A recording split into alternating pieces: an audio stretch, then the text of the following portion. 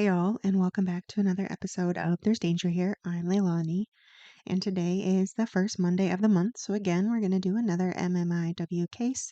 And as per usual, finding information that's different from other information is pretty difficult. So I'm going to do my best with what I could find. All right, let's get into it, shall we? Amanda Cook was born October 6th, 1982, and was the youngest of 5. Her parents were Mary Cook and John Cook. She moved around with her family numerous times in her younger years, and eventually Amanda and her family settled in Wewesikapo First Nation in Manitoba, Canada.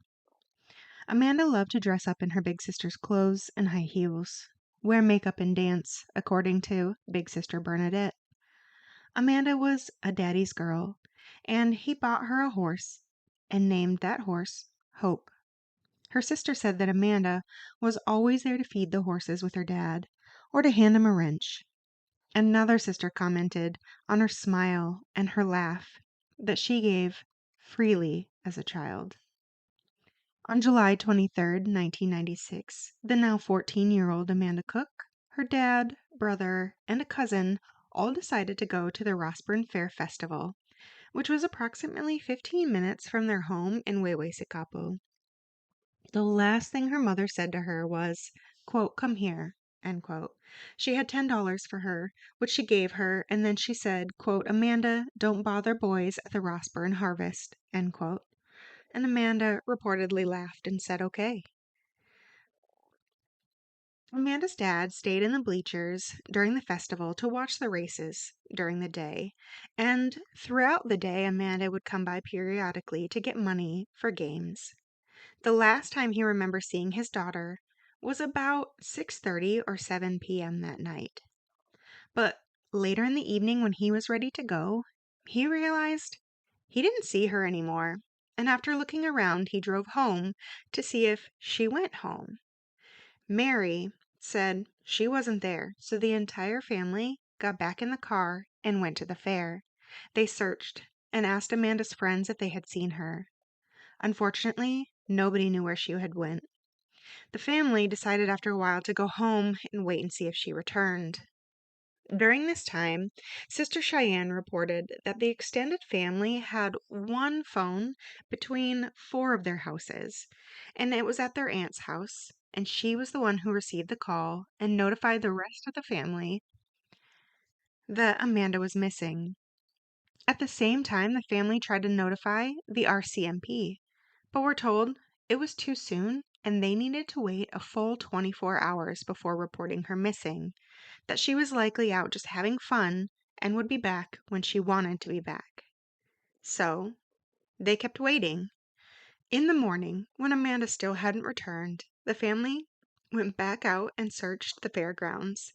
Mary believes that they left by about 6 a.m. that morning.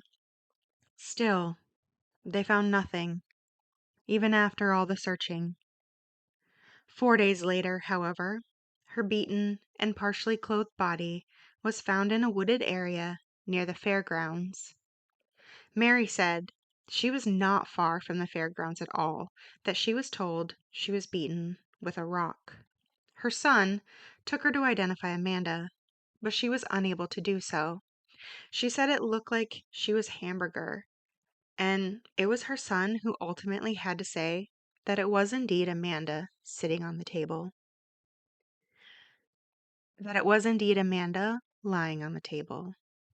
An autopsy confirmed Amanda died from multiple blows to the head with a blunt force object. According to the RCMP, they completed an exhaustive investigation by March of 1997. They had even arrested and charged Clayton George Mentuck with second-degree murder. And this is the part I'm talking about with minimal information. I couldn't find what they found in the investigation, where it led to Clayton, and why they decided he was the person who did it. His first trial began in March of 1998. And yes, unfortunately, I said first trial. After the defense brought up that his confession was coerced, learning that Clayton was never advised of his rights, and when he asked for a lawyer, which he did several times, He never was given access to one. Then, in the interview, was told a confession might end up with reduced charges from murder to manslaughter. And so, he wrote a confession. As such, the judge wouldn't allow statements into the court. Furthermore, a tape of police interrogation was revealed to have been doctored. How is unknown. By April of 1998, Mr. Justice John A. Menzies of the Court of Queen's Bench of Manitoba issued a stay for this trial. The indictment was reinstated on January 28, 1999, for a second trial that commenced on January 24, 2000, for a judge and a jury. It used evidence from a September 1998 Mr. Big operation conducted against Clayton. So Mr. Big operations were conducted several times in Canada, in which they do a sting operation, and in this case, an undercover officer acted as a mob boss and offered Clayton employment. He, the mob boss, said that they would have a fall guy take the rap for Amanda's murder so long as he confessed, with many details. And supposedly, Clayton did.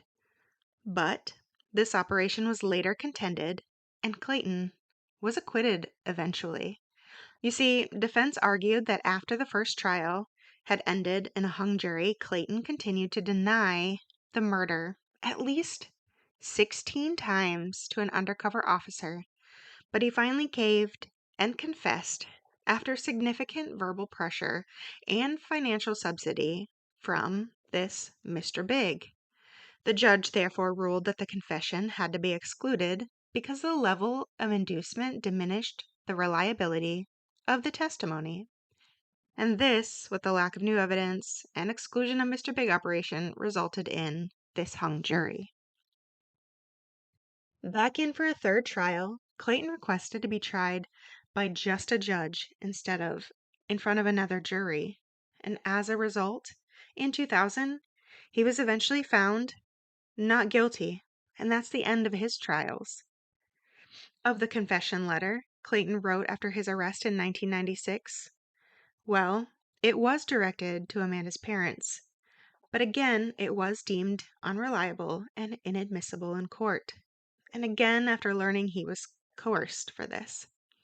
Still, the RCMP eventually handed the letter over to Mary Cook. Quote, "I still have it. I never showed it to nobody," end quote, she said. Quote, "I just keep it hidden under the rest of the papers I have with everything. I have a suitcase full of everything." End quote. Over 20 years later, Amanda's case remains unsolved. There seem to have been no other suspects in the case. Mary said that she knows she needs to forgive, but would just like to see justice. Quote, "Find the killer, you know. Investigate until you find the person who killed her. That's all there is," end quote, said Mary. Quote, "The closure for us all. This is all we need," end quote. Amanda's father died years ago after battling lung cancer, and Amanda's sister said that he carried the guilt of her death for the rest of his days, that he went home without her that night. But she acknowledges it shouldn't be on any of the family. It wasn't any of their fault. They certainly didn't know what was to come.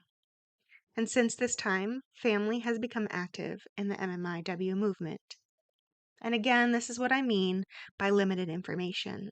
I couldn't even find how old Clayton was when the supposed events happened, how or why he became a suspect, why he was arrested, if they had any other information, or they had simply found somebody that they wanted to use as a scapegoat. As usual, these MMI cases have limited information and are always truly heartbreaking. So, this is Amanda Cook's unsolved case. And to all those out there listening, be careful. It's a dangerous world we live in.